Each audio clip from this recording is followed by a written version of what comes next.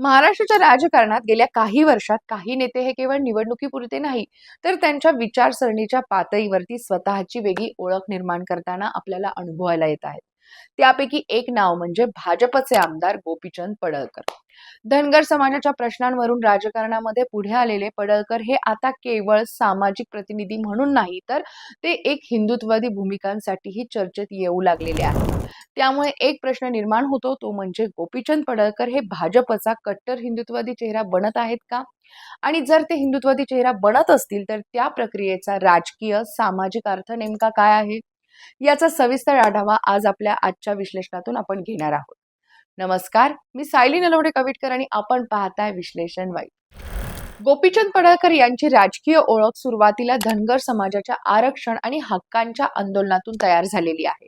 त्यांनी ग्रामीण भागामध्ये आंदोलनं, मोर्चे आणि आक्रमक भाषणांमुळे स्वतःचं वेगळं स्थान निर्माण केलेलं आहे. परंतु जेव्हा त्यांनी भाजपमध्ये प्रवेश केला, त्यानंतर त्यांच्या राजकारणाचा पट हा अधिक व्यापक झाला. समाजाच्या प्रश्नांबरोबरच त्यांनी हिंदुत्व, सांस्कृतिक राष्ट्रवाद आणि त्याचबरोबर ती धर्मनिष्ठ राजकारणाच्या मुद्द्यावरती ठाम भूमिका घेण्यास सुरुवात केलेली आहे. यामुळे पडळकर हे केवळ एक धनगर समाजाचे नेते म्हणून नाही, तर ते विचारधारात्मक राजकारणातही सक्रिय होत असल्याचं चित्र सध्या तरी दिसतंय. भाजप आणि संघ परिवाराची विचारधारा ही मूलतः हिंदुत्व आणि सांस्कृतिक राष्ट्रवादावरती आधारित आहे. त्यामुळे पक्षातील अनेक नेते या विचारसरणीचे प्रवक्ते म्हणून पुढे येतात. पडळकर यांच्या बाबतीतही हेच दिसून येत आहे. मंदिरं, धार्मिक परंपरा, हिंदू अस्मिता किंवा ऐतिहासिक व्यक्तिमत्वांच्या सन्मानाच्या मुद्द्यावरती पडळकर हे वारंवार आक्रमक भूमिका घेताना दिसत आहेत. त्यांच्या भाषणांमध्ये हिंदू अस्मितेचा उल्लेख देखील वाढलेला आहे आणि काही आंदोलनांमध्ये तर ते स्पष्टपणे हिंदुत्ववादी भूमिका मांडताना सुद्धा आपल्याला दिसलेत, अनुभवायला मिळालेले आहे. त्यामुळे भाजपमध्ये ते हिंदुत्ववादी राजकारणाचा एक नव्या पिढीचा चेहरा म्हणून स्वतःला प्रोजेक्ट करत आहेत, अशी चर्चा ही राजकीय वर्तुळामध्ये होत आहे. आतापर्यंत पडळकरांनी सहभाग घेतलेले काही हिंदुत्ववादी मेळावे आणि आंदोलनही त्यांच्या या इमेजला बळ देतात. महाराष्ट्रामधील विविध शहरांमध्ये आयोजित करण्यात आलेल्या हिंदू जन आक्रोश मोर्चासारख्या सभांमध्ये, कार्यक्रमांमध्ये पडळकर हे सहभागी झालेले दिसलेले आहेत. याशिवाय अयोध्येमधील राम मंदिराच्या पार्श्वभूमीवरती झालेल्या समर्थन सभांमध्ये आणि धार्मिक सांस्कृतिक अस्मितेच्या कार्यक्रमांमध्येही त्यांनी भाषणं केलेली आहेत. छत्रपती शिवाजी महाराज आणि त्याचबरोबर ती छत्रपती संभाजी महाराज यांच्या अस्मितेच्या मुद्द्यावरती आयोजित सभांमध्येही पडळकर यांनी सक्रियपणे आपली उपस्थिती दाखवलेली आहे, तिथे भाषणं केलेली आहे. अशा मंचावरून त्यांनी हिंदू अस्मिता, इतिहासाचा अभिमान आणि सांस्कृतिक राष्ट्रवाद यांचा मुद्दा मांडत स्वतःची प्रतिमा ही हिंदुत्वाशी जोडण्याचा प्रयत्न केल्याचं दिसून आलंय. पडळकरांच्या भाषणातील काही ठराविक मुद्देही सातत्याने समोर येतात. त्यांच्या भाषणामध्ये हिंदू समाजाच्या एकतेचा मुद्दा हा वारंवार मांडला जातोय. जातीय विभागणीपेक्षा हिंदू म्हणून एकत्र येण्याची गरज ते अधोरेखित करतात. त्याचबरोबर ती छत्रपती शिवाजी महाराजांच्या राजकारभाराचा आणि त्याचबरोबर ती हिंदू स्वाभिमानाचा उल्लेख करत ते सांस्कृतिक राष्ट्रवादाचा संदेश देण्याचा देखील प्रयत्न करतात. त्यांच्या काही भाषणांमध्ये धर्मांतर, लव्ह जिहाद किंवा धार्मिक परंपरावरील प्रश्नांवरती त्यांनी कठोर भूमिका घेतलेली आहे.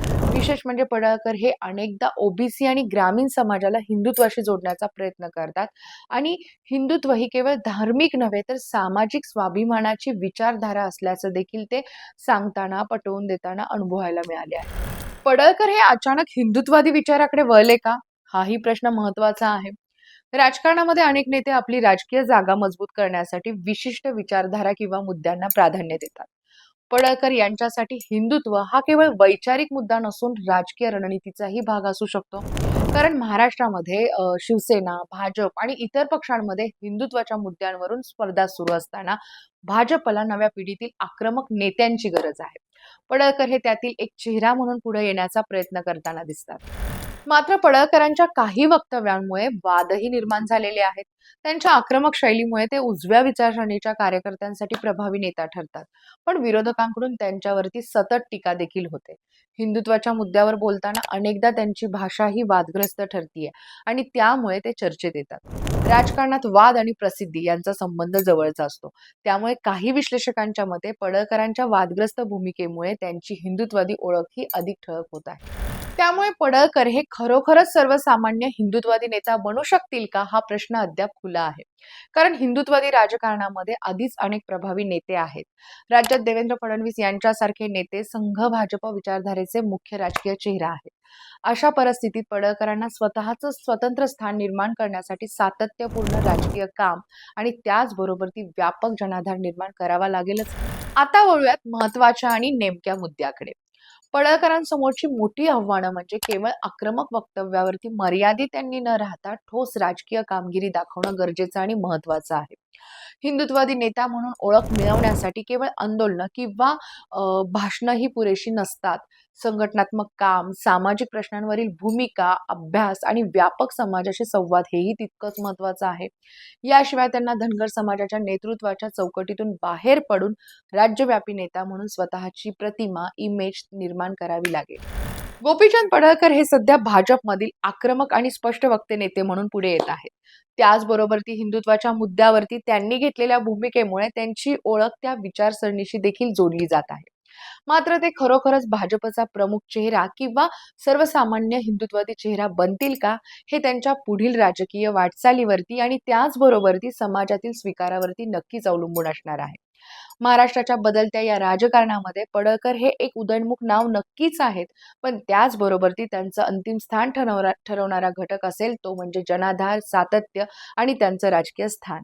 तुम्हाला हा व्हिडिओ कसा वाटला? पडळकर हे कट्टर हिंदुत्ववादी नेते होतायत का? याबद्दलची तुमची मतंही कमेंट बॉक्समध्ये नक्की नोंदवा आणि असंच विश्लेषणात्मक व्हिडिओज पाहण्यासाठी विश्लेषण वाईबला नक्की सबस्क्राईब करा.